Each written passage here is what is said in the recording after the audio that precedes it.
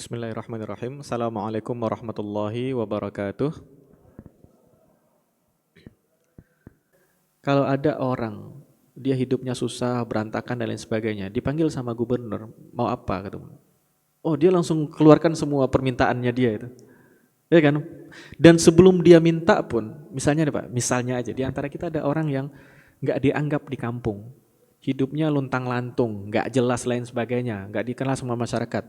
Ternyata hari itu Pak Gubernur nelpon dia. Ada Pak RT, ada warga kamu ya yang orang sana. Oh iya ada Pak, nggak jelas tuh orangnya. Besok minta tolong dia ke kantor gubernur ya, saya mau ngomong sama dia. Nggak tahu gubernur ngomong apa, besoknya dia langsung confidence tuh. Sampai kampung dia langsung tahu arah hidup saya. Selama ini dia nggak dianggap manusia sama orang, dianggap sampah masyarakat dan sebagainya. Ketika baru gubernur ngomong, dia pulang-pulang dia nggak minta apapun gubernur, pulang-pulang langsung confidence-nya tinggi. Itu penting Pak. Ada imam besar di masjid ini, ada di antara kita yang tokoh di masyarakat, di antara kita tokoh di warga, orang yang dituakan. Kalimat kita sedikit ngomong ke anak-anak muda, anak-anak kecil, bagi mereka itu motivasi yang dahsyat Pak. Ngomong terus taruhin teh, minum nak, gimana kabarnya? Besok dia semangat belajar tuh. Dia merasa arah hidup dia kelihatan. Nah, Rasul ketemu langsung sama Allah. Oh, dan diperlihatkan surga, diperlihatkan neraka, ketemu dengan nabi-nabi sebelumnya, macam-macam tuh experience Nabi ketika Isra Mi'raj. Dan pulang Nabi Muhammad bawa perintah sholat. Nabi Musa pulang bawa perintah sholat. Seolah-olah Allah mengatakan kepada kita semua, tidak semua hambaku dapat momen ketemu dengan aku. Tapi ada caranya supaya kalian bisa ketemu dengan saya. Dan caranya sudah saya titipkan oleh-olehnya kepada hamba saya yang kemarin ketemu saya. Apa itu? Sholat. Semua perintah yang lain itu wahyu dari langit. Hijrah itu wahyu dari langit. Kemudian, dan yang datang itu Jibril. Zakat yang datang Jibril ngasih tahu ke Nabi, perintah zakat. Haji Jibril datang ngasih tahu ke Nabi, turun ayat. Perang jihad, puasa ayat juga yang turun. Tapi kalau sholat, Rasulullah langsung jemput ke sana itu. Seolah-olah Allah mengatakan, kamu juga akan bisa mendapati pengalaman yang sama yang didapati oleh Nabi Muhammad ketika ketemu saya. Kapan? Dalam sujudnya. Dan Nabi yang mengatakan kepada kita, seorang hamba sangat dekat dengan Allah ketika dia sujud. Dan Nabi adalah orang yang ketemu dengan Allah, yang sangat dekat dengan Allah. Dan Nabi itulah yang mengatakan kepada kita, aqrabu ma yakunul abdu li rabbih, momen ketika seorang hamba paling dekat dengan Rabbnya adalah ketika dia sujud. Maka sujud itu powerful, Pak. Kita harus kembalikan fungsi sujud itu, kita sujud ke bumi, itu sampai ke langit, melewati lapis langit ketujuh itu. Doa kita sampai naik ke atas itu. Maka orang-orang yang kuat itulah ketika dia harapannya sama Allah. Sholat itu dihadirkan, itu pertama kali kelihatannya taklif, kelihatannya beban, Pak. Tapi kalau kita belajar dengan serius tentang sholat itulah cara untuk melepaskan hidup kita dari beban. Atau membuat kita kuat memikul beban. Dan itu sudah terbukti dilalui oleh generasi pertama umat ini. Rasulullah SAW dan sahabat generasi pertama melewati semua kesulitan hidup itu dan Allah wajibkan bagi mereka sholat qiyamul lail. Jadi sholat itu melepas dari beban, melepas dari kepenatan. Itulah Rasul mengatakan kepada Bilal bin Rabah, ya Bilal arihna bis sholah. Wahai Bilal, istirahatkan kami dengan sholat. Apa artinya wahai Bilal, istirahatkan kami dari kepenatan hidup dunia ini, drama hidup dunia ini dengan sholat itu. Kita kalau hidup nggak pakai sholat, Pak, tenggelam kita dalam trek balapan dunia ini, Pak. Kan 5 kali sehari semalam. Kalau nggak diwajibkan sholat itu, kita tenggelam dengan kebut-kebutan yang nggak ada ujungnya, Pak. Semakin ke depan kita, semakin di depan kita, semakin ribet hidup. Dunia kan kayak gitu, Pak. Dunia itu saya dapat cerita dari orang, bahkan ada risetnya itu. Risetnya itu Daniel Kahneman sama Angus Deaton itu. Yang satu itu pakar psikolog. Yang satu lagi itu pakar sosiolog. Dia bikin risetnya itu mendapatkan Nobel Prize tahun 2010, sekitaran 2010. Hasil risetnya mengatakan bahwa uang itu hanya akan mendatangkan kebahagiaan sampai seseorang itu menghasilkan uang 1 miliar per tahun. Risetnya itu. Dia hanya akan memberikan kebahagiaan sampai orang dapat 1 M setahun. Artinya dia punya gaji 83 juta sebulan. Ketika gaji seseorang 83 juta sebulan, uang tidak lagi menambah kebahagiaan bagi dirinya. Dan ketika bertambah cenderung reverse, cenderung semakin bertambah uangnya semakin berantakan hidupnya. Itu riset, yang meriset itu orang kafir. Kalau saya ngomong dalil, oh itu kan dalil Quran. Ini orang kafir yang meriset itu. Dan risetnya dapat Nobel Prize itu. Artinya apa? Contoh simpel Pak. Bisa saya saja nih, atau beberapa anak-anak kita yang sudah bekerja. Dulu anak-anak kita tuh ketika dia nggak punya uang, kita kasih 20.000. Waduh, jungkir balik, mereka salto. Salam cium tangan, salto ke belakang saking bahagianya. Sekarang ada anak kita yang sudah bekerja, gajinya 10 juta sebulan. Ibu kasih 100.000, dia nggak akan merasakan kebahagiaan yang sama. Iya kan? Kalau kita saja dulu Pak, dulu kita nggak punya duit, zaman kuliah, nggak usah dikasih duit 20.000, ditraktir makannya itu 7.500. Waduh, kita cium-ciumin tangan teman kita itu kan, makasih bro, makan gratis bro. Ya kan? Sekarang Mbak, dikasih duit 200.000, kalau udah punya penghasilan dan sebagainya, 200.000 itu nggak berasa. Kenapa bro? Kamu nyindir saya. Kita tersinggung dikasih duit. Itu salah satu bukti sederhana saja. Dan risetnya membuktikan, dia meneliti beberapa orang, dan dia katakan ternyata semua yang ada di dunia itu nggak membawa kebahagiaan. Karena itu di Amerika itu kalimatnya dikenal dengan pursuit of happiness tuh, pursuing happiness. Itu ada di piagam kemerdekaan mereka itu. Mimpinya orang Amerika itu life, liberty, and the pursuit of happiness. Kehidupan, kebahagiaan, dan mengejar kehidupan, kebebasan, dan mengejar kebahagiaan. Masyarakat Amerika nanya, kok ada kata mengejar sebelum bahagia? Dan akhirnya mereka simpulkan, karena kebahagiaan itu hanya bisa dikejar, dia nggak bisa didapatkan. Akhirnya kita hidup ngejar balapan terus makin stres Pak. Dan gak dapat kebahagiaan itu. Sementara Allah bisa berikan sa'adah di hati kita. Ketenangan di hati kita itu. Melalui apa? Melalui baiknya hubungan kita dengan Allah. Kalau gak diwajibkan sholat 5 kali Pak, hidup kita sibuk dalam track. Kan kita hidup dalam track balapan manusia itu Pak. Maksudnya sebenarnya balapan. Kan tuh ada orang bilang, kan itu kita disebut human race. Kita racing sebenarnya. Balapan manusia itu sebenarnya. Kita tuh berdalam balapan Pak. Kalau kita salah tempat balapan, kita akan balapan dan kita susah. Balapan untuk dunia, supaya diakui orang, supaya HP kita dianggap paling keren, status kita paling tinggi, gaji kita dianggap paling banyak, kita punya menantu paling kaya dan sebagainya. Itu melelahkan sekali Pak. Akan selalu ada orang lain punya menantu lebih kaya daripada menantu Bapak Ibu semuanya. Dia akan melelahkan Bapak Ibu itu. Itu gak akan ada ujungnya. Gak akan ada ujungnya. Karena itu kembalilah ke track yang Allah tentukan, track yang Islam itu tuh. Dan Islam itu Allah nggak peduli kita di kilometer 0 ataupun di kilometer 1000. Bagi Allah nggak peduli, yang penting kita di jalan itu. Dan itu yang kita minta, ihdina as-sirata al-mustaqim. Itu yang kita baca terus dalam salat. Ya Allah, tunjukilah kami jalan mustaqim, jalan yang lurus ya Allah. Biasanya kalau kita minta petunjuk Bapak Ibu, kita minta petunjuk alamat tujuannya atau jalannya. Iya kan? Biasanya nanya, oh Mas saya mau ke rumah nih. Oh iya, Mas tinggal di mananya? Dia bilang Jalan Soekarno-Hatta, nggak ketemu tuh rumahnya. Jalan Soekarno tuh selebar tuh sepanjang itu rumah Bapak yang mana? Kita tanya destinasinya, tujuannya mana Mas? Jalan Soekarno-Hatta, gang apa, nomor berapa, blok berapa, baru clear. Kan kita minta itu. Tapi di surat Al-Fatihah Allah suruh kita minta kepada Allah bukan tujuannya, bukan destinasi akhirnya Pak. Allah suruh minta jalannya aja, mana jalannya ya Allah? Kenapa? Karena yang Allah inginkan dari kita di jalan itu. Dan bagi Allah nggak penting kamu di kilometer 1, kamu baru taubat kemarin, baru belajar Iqra hari ini, baru tahu alif bata sekarang, bagi Allah tuh nggak peduli. Ataupun kamu sudah hafiz Quran 30 juz selama 20 tahun yang lalu. Yang penting kamu di sirat al-mustaqim, di jalan ini. Ini tempat balapan yang paling indah Pak. Ada kisah Pak, ini orang Amerika, orang India aslinya, tinggal di daerah di Amerika sana. Kemudian dia orang Hindu yang taat Pak. Hindu yang taat. Kemudian yang cerita ini imam masjidnya di New York kalau nggak salah. Kemudian dia orang Hindu yang taat berbuat syirik. Gak lama di usia dia 92 tahun dia datang ke pengurus masjid dan dia mengatakan saya ingin masuk Islam. Dia bersyahadat. Dia menyebutkan syahadatnya di situ di usia 92 tahun. 1 pekan setelah itu bapak itu meninggal. Sepekan setelah itu dia meninggal. Dan bagi Allah nggak penting kamu sampai mana, yang penting kamu meninggal di jalan ini. Itu kita minta ihdina as-siratal mustaqim. Ya Allah tunjuki kami jalannya.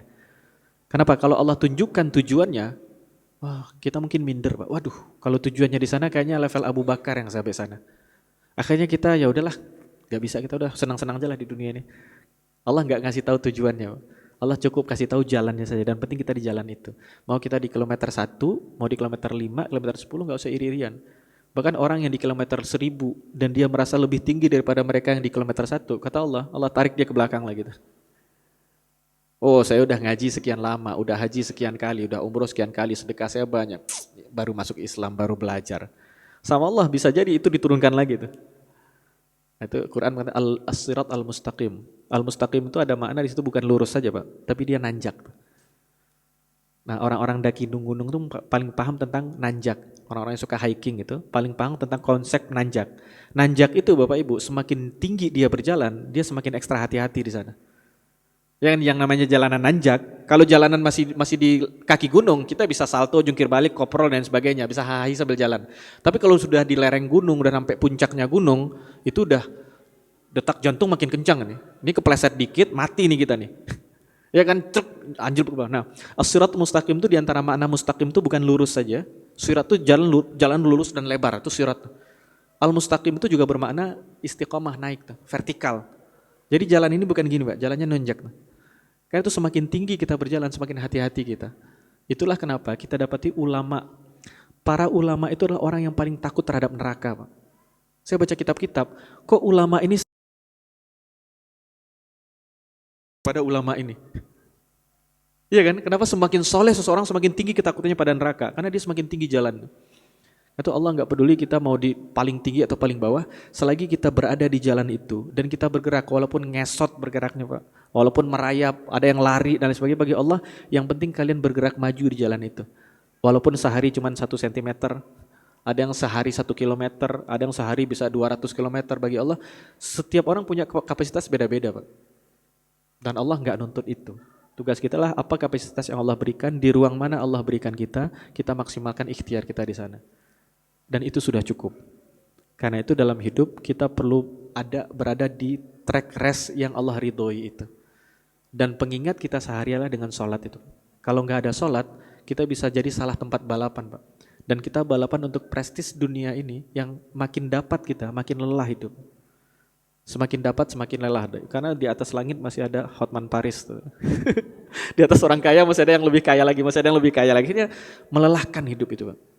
Melainkan kita sibuk bersolek, mempercantik diri, memperindah penampilan, mencitrakan begini begitu, hanya untuk dapat pengakuan. Ternyata ada yang lebih baik lagi dari kita. Stres lagi itu. Tapi di Islam enggak. Di Islam kita hanya perlu membuktikan itu kepada Allah, dan Allah melihat semua ikhtiar kita, semua lelah kita, semua letih kita, semua air mata kita, semua capek kita datang ke kajian ngantuk-ngantuk, letih-letih dan lain sebagainya. Allah lihat itu semua. Dan Allah akan balasi itu, dan semoga Allah berikan kita ridhonya, dan semoga kita bisa jadikan sholat dan sujud itu sebagai penghias hidup kita, sebagai cara untuk mengatur hidup kita berada pada tempat yang pas dengan ritme yang pas. Demikian Bapak Ibu semua, wallahu a'lam bishawab. Mohon maaf jika ada salah dan kurang. Yang benar datang dari Allah, yang salah dari keterbatasan dan kekurangan saya. Jazakallahu khair Ustadz Fitrian Qadir atas materinya. Kita akan berlanjut ke sesi tanya jawab, tapi sebelum itu kita buka dulu dengan satu pertanyaan Ustadz. Nanti baru kami serahkan kepada jamaah bisa mengangkat tangan. Ini ada sebuah pertanyaan Ustadz, minta tips bagaimana biar sholat bisa khusyuk. Baik Bapak Ibu semuanya, ini penting. Tadi yang saya sampaikan hanya mengantarkan seberapa penting sih sholat buat kita. Bagaimana harusnya kita melihat sholat itu. Kalau enggak, kalau kita hanya membahas bagaimana cara sholat, yang penting ada pertanyaan yang lebih mendasar daripada bagaimana. Kenapa kita sholat, itu sebenarnya. Dan muslimin itu dituntut untuk menanyakan kenapa dulu baru bagaimana. Itu penting itu. Hari ini kita sibuk belajar dengan bagaimana dulu. Itu juga betul, bagaimana caranya puasa, tapi kita lupa, kenapa kita puasa? Akhirnya kita nggak punya alasan yang kuat untuk melakukan puasa. Akhirnya ya tetap puasa, kalau nggak dilihat orang nggak enak. Masuk kamar mandi, kumur-kumur 3 kali, yang dikeluarin cuma sekali. Keluarkan kamar mandi, Karena kita nggak tahu kenapanya. Itu Rasul mengatakan innamal a'malu binniyat. Setiap amal itu bergantung pada niat. Dengan kata lain, setiap amal itu tergantung pada jawaban kenapa kita melakukan itu. Nah, yang saya sampaikan tadi adalah kita melihat filosofi salat, awal sejarah salat diperintahkan supaya kita tahu salat itu kita tuh bertemu sama Allah loh ketika salat itu. Dan Allah yang perintahkan langsung ke nabinya, dan Allah jemput nabi, Allah tarik nabinya ke atas untuk menyampaikan itu. Artinya setiap kita takbir, anak kita takbir, itu dia menghadap pada sang penciptanya. Itu kalau kita anak kita bisa sholat, itu kita bahagia luar biasa, Pak. Anak kita mau sujud saja itu bahagia luar biasa, itu barang mahal, Pak. Lebih mahal dari semua kemewahan untuk anak-anak manapun hari ini. Anak kandung kita bisa mau sujud saja kepada Allah sang penciptanya. Dia mulai menjalin koneksi dengan sang penciptanya itu. Itu sangat mahal. Nah, kemudian baru muncul pertanyaan, bagaimana cara sholat yang khusyuk? Maka di sini saya pikir pembahasannya nggak bisa satu kali pertemuan. Ini akan sering, mungkin masjid ini dan banyak ustadz yang bisa menyampaikan, saya yakin. Itu perlu ada, pertama kita melihat sholat dari sisi ruhiyahnya dulu, Pak. Seperti yang disampaikan tadi. Sholat itu ibadah yang mencakup semua aspek diri kita, Pak. Di sholat itu mulai dari yang nggak kelihatan sampai yang kelihatan diatur, Pak. Pikiran dan hati kan nggak kelihatan. Ketika sholat kita disuruh konsentrasi dan khusyuk, itu diatur. Mulut kita yang diomongin apa, itu diatur. Ketika sholat kan kita nggak bisa sembarang ngomong, ada bacaan tertentu. Disuruh doa ketika sujud, ya. Tapi kalau doanya keluar dari doa yang maksur, kita mau doa pakai bahasa Jawa, boleh nggak? Boleh, tapi dalam hati aja, nggak usah dibaca, nggak usah dilafazkan, nggak usah dibaca. Kenapa? Karena melafazkan membatalkan sholat. Jadi dalam hati. Tapi kalau doanya doa ma'tsur, misalnya Rabbighfirli wali walidayya, atau doa yang diajarkan Nabi, Allahumma inni a'udzubika minal hammi wal hazan, atau doa-doa yang ada dalilnya, itu boleh dibaca kata ulama. Tapi kalau enggak diajarkan Nabi, apalagi pakai doa bahasa kampung kita masing-masing, kita kan paling enak ngeluh pakai bahasa kampung, Pak. Iya Bapak Ibu ya, saya belajar bahasa Arab dikit-dikit, tapi kalau minta sama Allah tuh saya lebih puas pakai bahasa ibu saya. Ya Allah, berat hidup ya Allah, gak kuat ya Allah. Itu tapi dalam hati aja. Dalam hati aja itu. Itu ngeluh sampai nangis jadi-jadi itu. Setelah sholat tuh, masalahnya masih ada, tapi pikiran plong, Pak. Sebenarnya masalah itu jadi masalah, bukan karena masalahnya, Pak. Karena ini sama ini duluan nih. Karena kalau ini nggak beres dan ini nggak beres, jerawat doang di sini itu bisa kayak malapetaka besar tuh. Karena ini dan ini nggak beres. Tapi kalau ini beres, ada orang, Pak, masalahnya jauh lebih berat dari kita, tapi kalem aja. Oh iya. Karena ininya beres. Nah, doa itu pertama kali membuat ini dan ini beres. Karena ketika kita meminta, kata Allah, ud'uni astajib lakum, minta sama saya, pasti saya ijabah. Artinya apa? Minta sama saya, ntar saya yang urus. Kita tahu ruhiyah sholat, artinya begini misalnya Bapak Ibu. Di antara bapak-bapak ada yang bawa motor nggak pakai helm, nyampe di perempatan ditilang sama polisi. Atau dia pakai helm, cuman surat-surat STNK nggak dibawa karena motor temennya. Ditilang sama polisi, sementara waduh, ini kerjaan banyak dan lain sebagainya. Dan kebetulan Bapak punya kenalan Polres Yogyakarta. Telepon Polres, karena ini mendadak saya nggak enak nelfon, tapi kata teman saya telepon aja ya, telepon Polres. Pak, Mas, karena teman dekat dari SD, ternyata dia polisi, tokoh lah di Polres. Tak bantuan dong, kenapa? Ini motor saya di perempatan ini di stop nih, ditahan nih. Terus kata teman kita yang polisi itu dia bilang, ya udah biarin aja, nanti saya urus. Kita tenang nggak, Pak? Tenang dong, dia di Polres, yang dijalankan kan di bawahnya dia pasti. Tenang aja nanti saya urus. Kita nanya lagi Kak, gimana cara Anda mengurusnya? Enggak kan, karena dia Polres, udah selesai kan? Kalau pakai nanya itu dia tersinggung kan? Maka kita berdoa kepada Allah, kita nggak layak nanya, ya Allah gimana cara engkau ngurus? Kapan waktunya? Kata Allah, biar saya urus. Dan Allah punya cara yang sangat indah untuk menyelesaikan itu. Doa itu sebenarnya kita minta sama Allah itu, kita tahu kata Allah, ud'uni astajib lakum, minta sama saya, pasti saya urus. Dan selesai doa, kepala plong, hati plong. Ayo, mana masalah tadi? Ayo kita urai satu. Oh, ada 50 masalahnya, udah urai satu. Ini selesai, tinggal 49. Urai lagi. Jadi doa itu memperkuat kita. Masalah diijabah pasti diijabah Allah, tapi jangan pernah coba-coba kasih timeline buat Allah. Jangan coba-coba ngasih Allah orang Buddha. Allah tuh tempat kita minta. Jangan pernah sekalipun ngasih deadline. Ya Allah, kalau enggak besok saya menikah. Enggak. Kita tuh nggak punya hak untuk itu. Allah ngasih kita terus. Pak. Kita pernah minta nggak pagi ini, ya Allah saya pengen besok pagi bangun dan nggak ada alat infus di badan saya. Saya nggak perlu pakai respirator untuk bernafas. Kita minta itu nggak tadi malam. Kenapa bangun kita nggak pakai alat-alat semua? Kita bisa nafasnya dengan normal nih. Allah ngasih terus, bahkan kita minta dan kita nggak minta, Allah ngasih terus. Maka kalau minta ke Allah harus punya adab. Adabnya apa? Jangan pernah ngasih timeline buat Allah. Jangan pernah ngasih deadline buat Allah. Karena ketentuan Allah itu yang terbaik itu. Nabi Zakaria minta sama Allah, minta apa Nabi Zakaria? Minta anak. Kapan usianya Nabi Zakaria? Rabbi inni wahanal azmu minni. Nabi Zakaria minta keturunan ketika tulangnya sudah keropos. Washta'ala ra'su syaiba, dan ketika rambutnya sudah beruban semua. Dan ketika istrinya juga sudah tua dan dokter memvonis istrinya mandul. Apa yang diminta Nabi Zakaria? Minta anak. Dan apa kata Nabi Zakaria ketika berdoa? Walam akun bidu'aika rabbi syaqiyya. Dan tidak pernah ya Rabb, dengan meminta kepada engkau sedikit pun saya kecewa. Gimana melogikakan, merasionalisasi orang sudah tua, jompo, pasangan istrinya juga tua, jompo, dan divonis mandul, disebutkan mandul itu dalam Quran, terus minta keturunan, minta diberikan anak kepada Allah, dan dia mengatakan setelah berdoa, gak pernah saya kecewa sedikit pun. Nabi Zakaria tahu ketika saya minta kepada Allah, kata Allah biar saya yang urus. Dan itu juga berlaku, kan itu doa Nabi Zakaria itu. Bapak Ibu tahu gak sih kisah Nabi Zakaria menghadapi raja di zaman itu? Gak tahu kan? Nabi Zakaria dakwah kepada ribuan orang saat itu, gak tahu kan? Berdebat tentang intelektualitas dan sebagainya, gak tahu kan? Dengan Bani Israel hari itu gak tahu. Gak tahu kenapa? Gak tahu karena Allah gak bahas itu dalam Quran. Tapi Allah bahas doanya Nabi Zakaria itu, yang gak ada yang dengar hari itu. Kan mungkin Nabi Zakaria berdakwah, yang nonton dakwahnya bisa ada ribuan orang. Kenapa gak disebutkan dalam Quran? Itu hal penting. Yang disebutkan dalam Quran adalah dia berdoa minta pada Allah yang tahu cuma dia sama Allah saja. Tapi kenapa kita tahu hari ini? Karena disebutkan di surat Maryam. Kata doa kita itu, Allah sebutkan itu, Allah ngasih tahu ke kita, ini gak cuma terjadi di Zakaria, terjadi di kalian semua, mintalah sama Allah. Dan kata Allah, biar saya yang urus. Maka pikiran kita plong, hati kita plong, mari kita bekerja menyelesaikan masalah itu. Dalam sholat kita harus tahu itu. Kita tahu diri ketika sholat, itu penting ruhiyahnya sholat, itu yang pertama. Yang kedua, kita harus tahu aturan sholat, maka kita perlu juga belajar fikih sholat Bapak Ibu.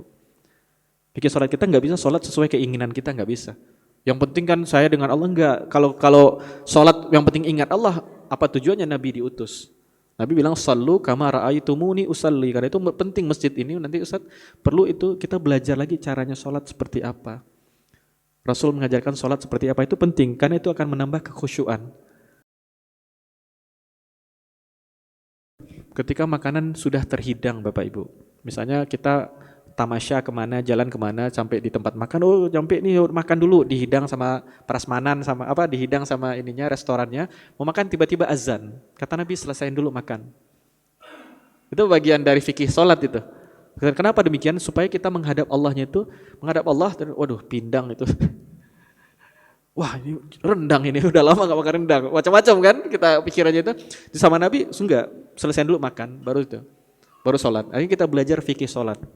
Belajar fikih sholat, dan dua itu yang penting. Kita tahu ruhiyahnya sholat, ketika kita sholat, kita sebenarnya ngomong sama Allah. Seperti Nabi ketemu ketika Mi'raj sama Allah. Dan umatnya Nabi Muhammad itu disuruh untuk sholat. Dan Nabi yang mengatakan kita sangat dekat dengan Allah ketika sholat, terutama ketika sujud. Yang kedua, kita ikuti semua aturan fikih dalam sholat. Karena itu ulama mengajarkan Pak ikuti, dan fikih itu banyak ikhtilaf di sana, udah nggak usah gontok-gontokan, semuanya ada dalilnya, udah nggak apa-apa. Yang jari telunjuk gerak-gerak, ada yang diam saja, itu kalau ada dalilnya udah jalan aja, nggak usah sibuk di sana. Ketika sholat itu kita sibuknya sama Allah. Sholat itu kan dimulai dengan apa? Allahu Akbar. Itu kan pembuka sholat. Namanya apa tuh? Takbiratul ihram. Apa artinya takbiratul ihram? Takbir yang membuat haram. Nah, itu. Apa yang diharamkan oleh takbir itu? Segala apapun yang gak ada hubungan dengan sholat haram ketika kita takbiratul ihram. Ya takbiratul ihram terus buka HP itu haram. Takbiratul terus di telepon itu haram. Takbir yang mengharamkan. Apa yang kita baca ketika takbiratul ihram? Allahu Akbar. Apa artinya Allahu Akbar Bapak Ibu? Allah Maha Besar. Ulama bahasa mengatakan yang pasnya Allah lebih besar, itu artinya.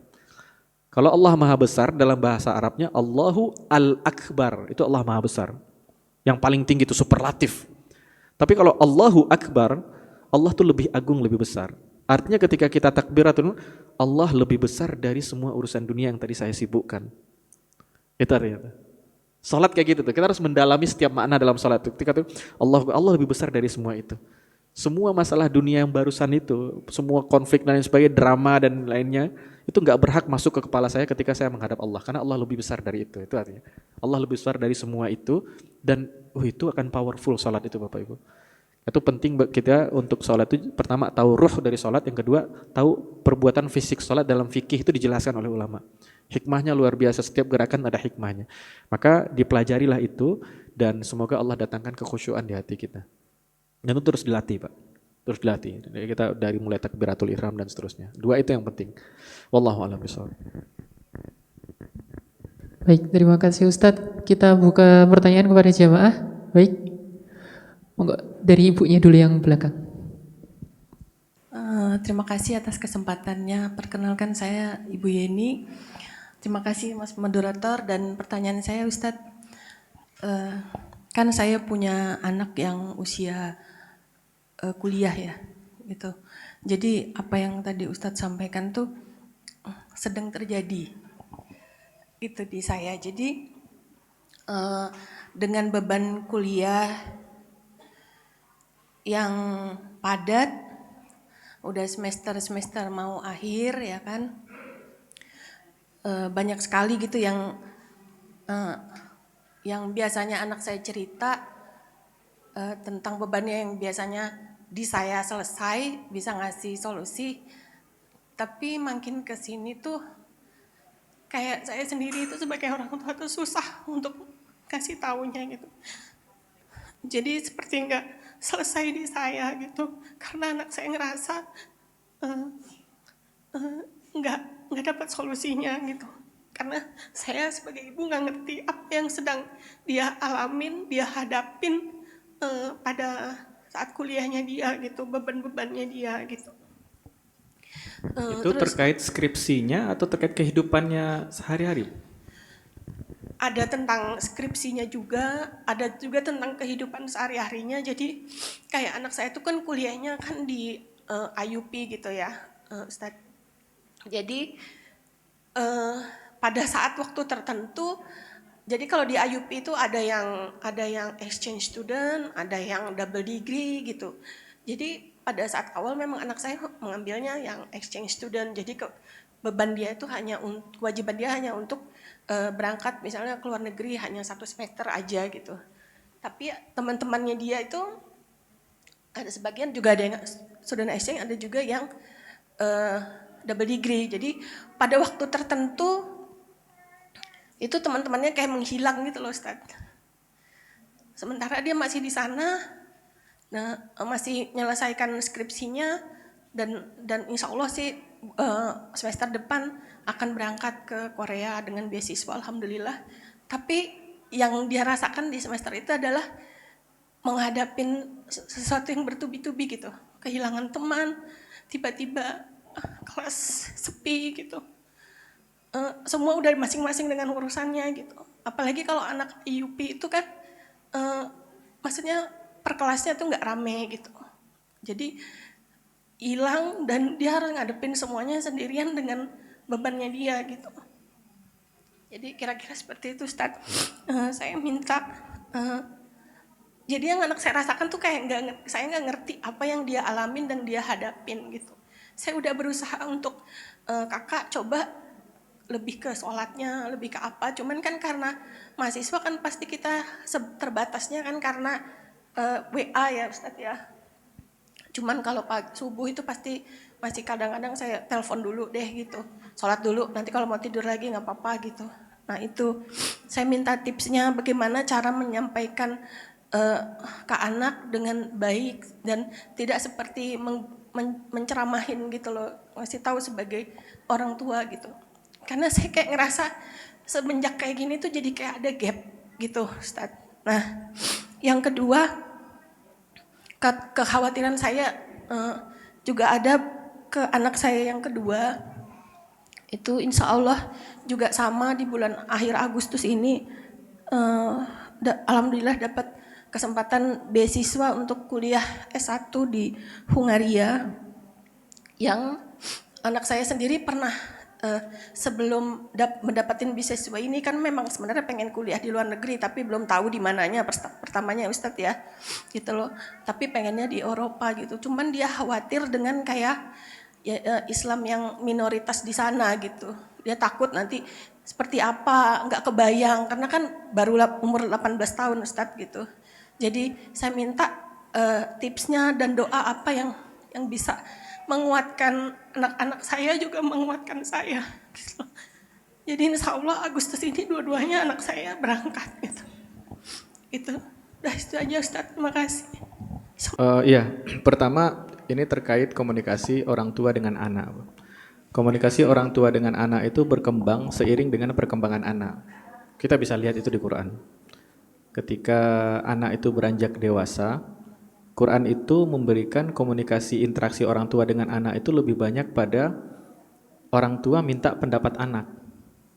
Kenapa anak ketika dewasa, ketika dia sudah baligh, artinya ketika dia udah balik, fisiknya sudah sempurna, Pak. Sudah menjadi fisik orang dewasa, baik laki-laki ataupun perempuan. Dan termasuk juga akalnya sebenarnya sudah sempurna, udah bukan anak-anak lagi. Karena itu ada beberapa ulama mengatakan permasalahan anak muda itu solusinya sebenarnya ada di mereka. Terus kenapa tidak terselesaikan? Mereka cuma butuh tempat untuk cerita. Itu sebenarnya. Mereka butuh tempat cerita yang menerima mereka, menerima keluhan mereka, tempat diskusi, gitu. PR beberapa orang tua hari ini adalah ketika orang tua selalu melihat anaknya sebagai anak kecil. Jadi apapun cerita anak kepada orang tuanya, orang tua langsung ceramahi. Harusnya anak kita setelah dewasa, akalnya sudah sempurna, dia sudah menjadi manusia seutuhnya. Ketika dia cerita, dia perlu orang yang mendengarkan cerita dia. Dan ini riset hari ini, Pew Research bikin riset. Di riset itu disebutkan bahwa manusia hari ini itu hidup terisolasi, Pak. Kita itu hidup sangat individualis hari ini. Dan zaman sekarang kita hidup lebih individualis ketimbang zaman manapun di dunia, di alam semesta ini, sepanjang sejarah. Jadi tidak pernah ada sejarah di mana manusia itu sangat kesepian seperti hari ini. Tidak pernah ada zaman di umat manusia yang manusia sangat kesepian seperti hari ini. Oh, dan benar terjadi, Bu. Kita rame cuman sosial media. Taruh HP langsung sepi. Saya nggak punya teman. Saya nggak punya teman cerita. Saya punya teman orang-orang yang tukang like doang, yang tukang komen doang. Selesai saya taruh HP langsung sepi semuanya itu. Karena itu anak-anak hari ini, anak muda ini butuh teman yang mendengarkan obrolannya itu. Dan kita sebagai orang tua perlu tahu, anak kita, saya juga seorang ayah, anak kita itu sebelum dia berstatus sebagai anak milik saya, dia adalah hamba milik Allah. Sebelum statusnya sebagai anak milik saya, kita perlu tahu itu. Dan kita perlu juga memperlakukan dia sebagai seorang hambanya Allah. Maka penting nih, ayah dan ibu, dua-duanya, bukan ibu saja, ayah dan ibu harus mau menjadi teman ngobrol anaknya sendiri, terutama ayah. Karena kalau kita buka di Quran, diskusi orang tua dan anak itu lebih banyak disebutkan diskusi antara anak dengan ayah ketimbang anak dengan ibu. Kenapa? Kalau anak ngomong dengan ayah, ayah itu laki-laki dalam Islam, laki-laki dan perempuan beda. Hari ini pemikiran barat merusak semua itu. Dikatakan laki-laki dan perempuan sama, enggak, beda dalam Quran. Walaysa dzakaru kal untha. Pemikiran barat ini merusak kita semua. Dikatakan sama. Kalau sama akhirnya nggak tahu siapa tugas siapa. Masalah hari ini ketika disebutkan beda, orang mengatakan yang satu lebih buruk dong dari yang lain. Enggak. Laki-laki dan perempuan itu berbeda. Siapa yang lebih baik, apakah laki-laki, apakah perempuan? Saya mengkaji beberapa tesis yang meneliti siapa yang lebih baik dalam Quran, apakah laki-laki dan perempuan. Nggak ada yang lebih baik. Itu kesimpulannya. Tesis S2 yang bikin orang Palestina itu. Di Palestina itu laki-laki lahir di sana, Pak. Laki-lakian itu memang lahir di Palestina, bukan di negara lain. Dia yang bikin. Mana yang lebih mulia laki-laki dan perempuan dalam Quran? Jawabannya nggak ada. Hari ini kalau disebut laki-laki berbeda dengan perempuan, orang merasa berarti laki-laki lebih superior. Nggak ada itu bahasanya. Di Quran nggak bahas itu. Nah, maka seorang ayah itu dia berbeda dengan perempuan. Laki-laki itu lebih kepada logik, perempuan lebih kepada emosi. Saya berapa kali ngaji, saya lebih sering mendengarkan ibu-ibu ketika bertanya yang nangis, dan nggak ada saya dengar bapak-bapak yang nanya yang nangis, Pak. Biasa seperti memang begitu ciptaannya manusia. Udah tahun 2024 ini. Dari dulu kayak begitu. Kita nggak bisa paksakan sama laki-laki dan perempuan. Maka diperlukan sosok laki-laki untuk diskusi dengan anak itu, artinya sosok ayahnya, atau abangnya. Kalau laki-laki yang lain rusak, Pak, rusak anak ibu. Baik dia laki-laki atau perempuan, dia ayahnya atau abangnya, diskusi dengan dia, karena seorang ayah akan menjawab dengan logik. Mungkin ayahnya nggak tahu, mungkin anak jurusan engineering, ayahnya nggak kuliah waktu itu, tapi seorang ayah pasti akan ada jawaban minimal, ayahnya mau dengar saja. Oh, itu powerful buat anak, Pak. Powerful buat anak. Kisah Nabi Yusuf itu. Nabi Yusuf itu terhindar dari godaannya perempuan itu, namanya Imra'atul Aziz itu, atau yang namanya Zulaikha itu, karena melihat tanda-tanda dari Robnya, laula an ra'a burhana rabbi. Ulama mengatakan apa itu tanda dari Robnya? Ibnu Katsir mengatakan Nabi Yusuf ingat ucapan bapaknya. Coba itu. Kapan Nabi Yusuf ketemu terakhir dengan bapaknya waktu beliau masih kecil? Kapan beliau digoda? Setelah beliau dewasa. Ada berapa puluh tahun jaraknya dari kecil sampai dewasa dan seorang anak masih ingat ucapan bapaknya. Itu tuh kalau bapak. Dan saya juga merasakan, saya masih ingat ucapan Allah yarham bapak saya, ayah saya. Masih banyak saya ingat ucapan itu. Itu bapak-bapak itu fungsi dalam mendidik anak sangat penting, sangat penting. PR kita hari ini loh, para ayah banyak sebagai ATM doang bagi anak-anaknya. Itu iya. Ngasih duit ke anak itu ya penting, wajib itu. Tapi kita hadir sebagai seorang ayah tempat curhatnya anak. Karena ibu biasanya menyelesaikan masalah dengan simpati, dengan empatinya, dengan emosinya. Tapi kalau bapak dengan logiknya, enggak gitu nak cara berpikirnya. Itu bapak tuh. Kayak gitu, kalau kamu ada masalahnya apa? Enggak selesai-selesai binya. Kan kamu punya teman, cari senior kamu. Bapaknya mungkin enggak pernah kuliah, tapi kan bapaknya tahu cara cari duit. Ya kan, Mina cara cari duit kan gimana caranya? Saya enggak pernah jualan baju, tapi saya punya sepupu jualan baju. Saya tanya dia aja. Rule-nya juga sama kok, di dunia itu pattern-nya sama sebenarnya.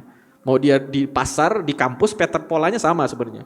Jadi biar cari senior kamu, diajarin sama dia. Kalau bapak itu justru opsinya lebih banyak biasanya timbang ibu. Nah itu anak-anak perlu diskusi dengan ayahnya juga. Dan para ayah penting bapak. Para ayah itu jauh lebih penting bagi kita mendengarkan anak kita ketimbang mendengar bos kita di kantor. Itu jauh penting. Buat saya itu lebih baik saya dikeluarkan dari pekerjaan daripada saya ninggalin anak saya. Kenapa? Karena kualitas laki-laki kata Rasul khairukum li ahli. Kualitas laki-laki itu bergantung kualitasnya di rumah terhadap istri dan anak-anaknya. Kata Rasul, kalian sukses sekalipun di luar sana, di pasar, di bisnis, di perusahaan, di kantor, di kantor negara, di lembaga ini, tapi kalau gagal di rumah, kata Rasul enggak. Kualitas laki-laki itu di rumah nomor 1. Karena itu kita harus memperbaiki sudut pandang kita. Maka anak-anak itu ketika dia beranjak dewasa perlu banyak diskusi, Bang. Dan ulama mengatakan anak-anak muda itu dia tahu solusinya. Hanya saja dia perlu orang yang meyakinkan solusi itu, orang yang membersamai dia. Dan sebaik-baik orang yang bisa membersamai anak kita adalah kita sendiri sebagai orang tua. Kita udah paling baik. Jadi kalau anak curhatnya ke kita itu udah cocok, udah pas tuh. Anak kalau udah curhat ke ayah dan ibunya udah sangat pas tuh. Tinggal tugas kita kadang kita mendengarkan. Itu satu. Yang kedua terkait anak-anak yang berangkat merantau, pendidikan jauh dan lain sebagainya. Yang pertama kita perlu tahu bahwa anak kita itu enggak selamanya anak kita, Pak. Dia akan selamanya sebagai hamba Allah. Kalau dia selamanya anak kita, suatu saat kita akan meninggal, Pak. Atau suatu saat dia akan meninggalkan kita. Ketika itu dia enggak punya orang tua, punyanya ketika di WhatsApp doang, telepon doang gitu. Tapi kalau dia hambanya Allah, dia akan terkonek dengan Tuhannya terus tuh. Maka tugas kita sebagai orang tua adalah selalu mendoakan. Satu, doakan terus anak kita supaya terhubung dengan Sang Penciptanya terus. Terus-terusan terdoakan. Yang kedua adalah anak ketika sudah dewasa dia nggak bisa diceramahi, Pak. Maka dicontohkan. Anak ketika dewasa capek bapak ibu bilang kamu sholat dong. Yang ada kita berantem habis itu. Maka kita contohkan saja. Karena dia udah urusan dia sama Allah sendiri itu. Tapi lama-lama kalau dia ini ada kejadian, Pak. Ada beberapa tokoh besar lah, tokoh terkenal public figure itu. Di antara mereka itu ada yang cerita kenapa dia kembali dekat pada Islam. Biasa kan kalau hidup di dunia entertainment kan hidupnya gemerlap tuh. Ya kan, hidupnya ya dunia semua itu. Terus dia kenapa taubat itu? Dia cerita kenapa saya taubat itu saya teringat kebiasaan orang tua saya di rumah. Kenapa? Orang tua saya itu hidupnya tenang sekali tuh, enggak ada masalah. Dan dia bangun setiap sebelum subuh sudah bangun. Jam 3 dia sudah bangun, dua-duanya ayah ibu saya itu udah sholat pagi-pagi itu. Dan bapak dan ibunya gak pernah ngomelin dia sholat. Jarang, pernah tapi jarang sekali itu. Dan ketika dia hidup, saya punya duit, tapi kok hidup saya sesak terus ya. Tidak selapang hidup bapak dan ibu saya di kampung, yang miskin, kekayaannya tidak sebanyak saya, tapi hidupnya lapang sekali. Apa masalahnya nih? Dan dia ingat kebiasaan bapak ibunya ya, mereka punya kesangkutan sama Allah. Akhirnya bukan kalimat yang dia ingat, tapi perlakuan bapak dan ibunya itu. Kata anak-anak kita ketika beranjak dewasa, kita sudah nggak bisa menceramahi mereka seperti mereka kecil. Mereka tuh udah nggak bisa didoktrin. Anak itu didoktrin ketika kecil, Pak. Dan itu harus didoktrin. Jadi orang bilang jangan doktrin anak kita. Ketika kecil wajib doktrin anak kita. Kalau nggak didoktrin itu YouTube Kids yang mendoktrin anak kita tuh. Nickelodeon yang doktrin anak kita tuh. Kita kecolongan, Pak. Kalau kecolongan barang itu bisa dicari gantinya, kecolongan anak, selesai. Anak masih di samping kita, tapi pikirannya udah yang lain. Jadi anak-anak kecil belum balik, doktrin semua. Ada orang bilang jangan didoktrin, enggak. Semua bahkan barat pun mendoktrin anak. Rokok dilarang dibeli oleh anak-anak, itu kan doktrin. Barat yang mengatakan jangan mendoktrin anak. Kalau enggak didoktrin anak oleh orang tuanya, itu LGBT akan mendoktrin anak kita itu. Komunitas-komunitas yang rusak itu yang doktrin itu. YouTube Kids yang doktrin itu. Film-film itu Cartoon Network, Nickelodeon, itu yang doktrin anak kita. Doktrin anak itu kecil-kecil. Tapi ketika dia dewasa, udah terlambat mau mendoktrin anak. Jadilah partner diskusi dengan anak itu. Dan berikanlah anak muda itu butuh perhatian, Pak, butuh kasih sayang. Ya hadir aja kita mendengarkan itu udah. Itu yang kedua. Berikutnya Bapak Ibu, ketika anak-anak akan merantau itu. Nah ini kisah menarik dari Allahyarham Buya Hamka. Buya Hamka itu pernah ditanya oleh salah satu jamaahnya. Buya, saya hari itu ke Arab Saudi dan saya ketemu diskotik di sana. Gimana tuh Arab Saudi? Apa jawaban Buya Hamka? Saya pernah 4 bulan di Amerika. Buya Hamka pernah 4 bulan dan beliau bikin buku tuh, 4 bulan di Amerika. Saya pernah 4 bulan di Amerika dan saya ketemu orang-orang soleh di sana. Saya ketemu masjid di sana. Saya ketemu orang-orang baik di negara kafir, kata Buya Hamka. Itu jawaban Buya Hamka. Kenapa Buya Hamka jawab begitu? Kamu di Arab Saudi ketemu diskotik, itu bukan masalah Arab Saudi. Itu masalah kamu di Indonesia ketemunya diskotik terus. Jadi kamu ke Arab Saudi sekalipun ketemu diskotik juga. Saya bersyukur, saya sukanya di masjid, ketemunya orang-orang soleh terus selama di masjid, selama lingkungan saya. Saya ke negara kafir sekalipun, saya masih ketemu orang soleh lagi. Gitu, Pak. Jadi kita itu hanya akan dipertemukan dengan apa-apa yang kita cari. Itu kayak kata kalimat Buya Hamka itu. Maka anak-anak kita tuh biasakanlah komunitasnya komunitas baik. Sekarang Masya Allah di Jogja itu tadi malam saya nongkrong sama anak-anak komunitas baik semua. Anak-anak baik, Pak. Macam-macam backgroundnya, ada yang baru belajar kemarin sholatnya. Tapi mereka nongkrong komunitas baik tuh bagus tuh. Itu Masya Allah tuh di kota-kota di Indonesia itu saya tinggal di Bandung tuh juga banyak, Pak. Di masjid tempat saya biasa ngajar itu anak tatoan dan lain sebagainya. Tapi Alhamdulillah masjidnya bagus. Anak tatoan tuh enggak dilihat begitu tuh, enggak. Biarkan dia menghapus tatonya karena cintanya pada Allah. Ada perempuan yang jilbabnya masih karu-karuan, jilbab dipakai leher kelihatan macam-macam itu. Jangan dimarahin dulu, biarkan dia merapikan penampilannya karena kecintaannya pada Tuhannya. Tugas kita lah menumbuhkan kecintaan anak itu pada Tuhannya. Kalau sudah tumbuh, dia ngerapiin diri sendiri, Pak. Kalau itu belum tumbuh, kita ngomel-ngomel, akhirnya dia benci kita dan benci agama yang kita anut. Itu akhirnya. Anak muda hari ini banyak nggak suka, ada sebagian yang nggak suka dengan agama. Dan ada yang memilih untuk agnostik lah, ateis lah. Itu beberapa tokoh-tokoh ateis itu akhirnya masuk Islam yang di barat itu. Mereka mengatakan bahwa rata-rata kita itu jadi ateis bukan karena alasan sains, bukan karena alasan ilmiah, tapi karena alasan emosional.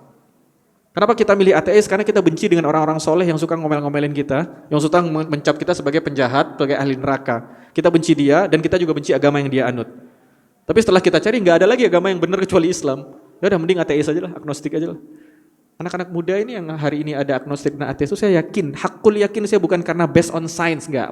Berapa sih mereka baca buku? Gak ada yang serius baca buku. Berapa buku yang mereka selesaikan memutuskan ateis? Gak ada yang based on science. Rata-rata itu based on emotional reason gitu. Karena kecewa dengan orang-orang solehnya. Kita lihat aja Bu, ada artis lepas hijab yang komen tuh orang-orang soleh semua tuh. Komennya kasar-kasar. Emang dia lepas hijab besok masuk neraka? Siapa tahu dia nanti malam dapat hidayah. Dibiarin aja. Orang dekat dia tuh sudah nasehatin dia. Artinya kembali kepada anak-anak kita itu memang harus didekatkan kepada lingkungan yang baik, harus diperkenalkan dengan diskusi-diskusi yang baik. Dan Alhamdulillah di kota-kota sekarang udah banyak Pak. Di Jogja saya lihat, di Bandung juga banyak. Saya tinggal di Jakarta, di Depok juga anak-anak muda itu banyak itu. Dan dia harus terbiasa dengan itu. Dan kalau dia sudah terbiasa dengan itu di Indonesia, insya Allah dia akan mudah ketemu dengan kebaikan-kebaikan seperti itu dimanapun dia berada, bahkan di negara kafir sekalipun. Itu yang penting itu. Dan itu kata Rasul, al-arwahu junudun mujannadah. Roh itu seperti tentara yang diseragamkan. Kalau kita lihat tentara baris berbaris Pak, angkatan udara pasti ngumpulnya sama angkatan udara kan? Angkatan laut ngumpulnya sama barisan angkatan laut. Artinya kalau dia sudah terpaut dengan satu hal, nanti kemanapun dia pergi, dia akan ketemu dengan pautan hatinya itu. Tapi kita suka bilang, dunia kok kecil ya? Sama dunia nggak kecil, Pak. Kita didesain untuk ketemu dengan orang-orang yang kita suka, kita bikin lingkaran gitu. Saya hidup misalnya, hidup tongkrongan saya dengan orang yang suka motor, misal ya, hobi motor, modif motor dan sebagainya. Saya berangkat ke Papua sana dan kemungkinan besar saya akan ketemu dengan orang yang hobi motor lagi tuh. Kemanapun berada, kan itu bikinlah circle kita itu circle yang kualitasnya baik. Semoga kita kemanapun dipertemukan, kata Rasul, ruh itu seperti tentara yang diseragamkan. Kemanapun dia pergi, Buya Hamka biasa ketemu dengan orang-orang baik, sampai ke negara kafir ketemunya dengan orang baik lagi. Ada teman beliau biasanya ke diskotik selama di Jakarta, nyampe Arab Saudi ketemu diskotik lagi. Apes enggak tuh? Jauh-jauh umroh ketemu diskotik di sana. Artinya anak-anak kita tuh dibiasakan di komunitas yang baik. Kalau dia di komunitas yang baik disupport tuh. Mau kemana mau kajian? Oh ya udah pakai mobil ibu aja. Itu kan biasanya Bu pinjam mobil gak ada cerita. Mau kajian, oh pakai aja mobil ibu kan. Oh makanya tambah jajannya. Itu kita support tuh, semampu yang kita bisa lakukan. Dan terakhir satu lagi, jangan pernah berhenti mendoakan anak kita. Itu paling penting, Pak. Karena anak kita itu sebelum dia anak kita, dia adalah hamba miliknya Allah. Maka kita minta kepada pemiliknya, itu lebih utama dari semuanya. Mintalah kepada pemiliknya, semua yang kita harapkan tuh anak-anak kita itu. Dan terserah Allah beri hidayah kapan. Ada Pak Ustadz Jeffrey Bukhari, Allah yarham, itu beliau baru dapat hidayah kan setelah umur 40 tahun sekian ya. Iya kan, dari hidupnya glamor dulu dan lain sebagainya, itu doa ibunya itu Allah ijabah setelah ibunya meninggal malah. Jadi kita nggak pernah tahu kapan diijabah, teruslah minta sama Allah, biarkan Allah tentukan kapan waktu yang paling pas untuk anak kita. Dan yakinlah sama Allah. Itu paling penting. Kalau kita berpikir anak kita dipikul sama kita, masalah muslim hari ini jadi berat, karena kita berpikir masalah kita yang pikul. Itu ada doa diajarkan Nabi, di antara kalimatnya itu, wala takilni ila nafsi tarfata ain. Ya Allah, jangan bebankan urusan saya ke pundak saya walaupun sekejap mata. Karena ketika kita merasa beban saya yang pikul, di situ hidup terasa berat, Pak. Tapi kalau beban kita, Allah bilang, biar saya yang urus. Oh, hidup enteng. Kalau hidup sudah enteng, ayo kita bekerja sejadi-jadinya untuk menyelesaikan itu. Demikian Allah.